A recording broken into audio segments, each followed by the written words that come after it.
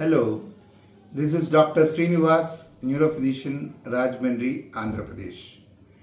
ఇవాళ మనం నడుం నొప్పి గురించి తెలుసుకుందాం. బ్యాక్ ఏక్, నడుం నొప్పి ఎందుకు వస్తుంటుంది? మీరు చూస్తే మన బ్రెయిన్ నుంచి ఇలా వెన్నుపూస కంటిన్యూ అవుతుంది. మెడ దగ్గర, తర్వాత థొరాక్స్ దగ్గర, తర్వాత కింద భాగం వస్తే లంబోసేక్రల్ ఏరియా అంటాం.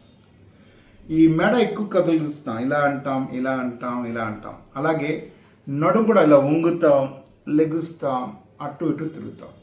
ఈ వంగడం లెగడం వల్ల, ఈ కదలిక వల్ల నడుం దగ్గర లంబార్ స్పైన్ దగ్గర వెన్నుపూస జరిగి జారిపోతూ ఉంటుంది. కామన్గా L5-S1 డిస్క్ ప్రొలాప్స్ అంటాం. ఆ చోట ఎక్కువ జారిపోతూ ఉంటుంది కదలిక వల్ల. కదలిక అంటే ఏంటి? ఫర్ ఎగ్జాంపుల్ వంగి బకెట్లో ఫుల్గా నీళ్ళు ఉంటుంది, కష్టపడి మోస్తాం. ఆ ప్రెషర్ అంతా డిస్క్ మీద పడుతుంది, సో జారిపోయే అవకాశం ఉంటుంది. ఈ లేడీస్ వంగి ఇల్లు తుడుస్తారు, బట్టలు ఉతుకుతారు. ఇలా వంగడం లెగడం వల్ల, ఈ వంగడం వల్ల ప్రెషర్ బాగా పడిపోయి డిస్క్ మీద డిస్క్ జారిపోతూ ఉంటుంది. వంగడం వల్ల ఎక్కువ ప్రెషర్ పడుతుంది.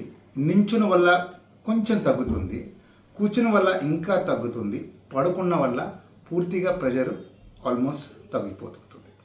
సో వంగడం వల్ల ప్రెషర్ ఎక్కువై డిస్క్ జారిపోయి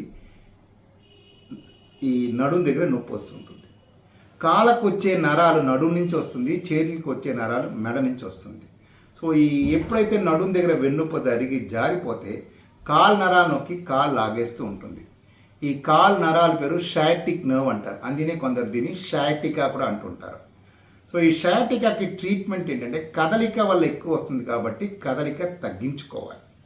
అంటే ఏంటి? నడుంకి ఒక బెల్ట్ కట్టుకోవాలి. ఆ బెల్ట్ కట్టుకుంటే నడుం ఎక్కువ జారనివ్వకుండా నడుంకి సపోర్ట్ ఇస్తుంటుంది. మరీ టైట్గా అంటే ఇబ్బందిగా ఉంటుంది, మరీ లూజ్గా అంటే మీకు అది పనిచేస్తుంది. సో పట్టినట్టు కట్టాలి. రెండోది హార్డ్ సర్ఫేసెస్ మీద పడుకోవాలి. నేల మీద కానీ, చెక్క మంచం మీద కానీ, గట్టి పరుపు మీద కానీ. మెత్తడి పరుపు మీద పడుకుంటే పరుపు ఊగుద్ది, వెన్నుపూస ఊగి జారిపోయే ప్రమాదం ఉంది. సో గట్టి పరుపు మీద పడుకోవాలి, బెల్ట్ వాడాలి, ఎక్కువ వంగడం లేవడం చేయకూడదు. సో నడుం నొప్పి మోస్ట్ ఇంపార్టెంట్ రీజన్ వచ్చి డిస్క్ ప్రొలాప్స్. కొన్ని సందర్భాల్లో ఎస్పెషలీ లేడీస్లో ఈ ఓవరీస్ కానీ, యూట్రస్ కానీ ఆ ఆర్గన్స్ ఎఫెక్ట్ అయితే కూడా ఆ పెయిన్ రేడియేట్ అయ్యి నడుం వరకు వెళ్ళచ్చు.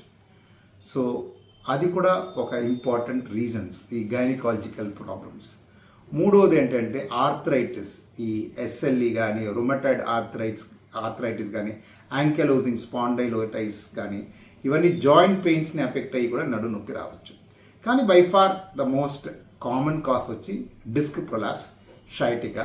సో మనం కదలిక తగ్గించుకోవాలి, ఈ నొప్పులకి మాత్రలు వాడాలి, బెల్ట్ వాడితే చాలా మటుకు మనం కంట్రోల్ చేసుకోవచ్చు. ఈ వీడియో నచ్చినట్టుంటే లైక్ చేయండి, షేర్ చేయండి, సబ్స్క్రైబ్ చేయండి. డాక్టర్ శ్రీనివాస్, ఆరోగ్య world. This is doctor Srinivas, neurophysician. Thank you.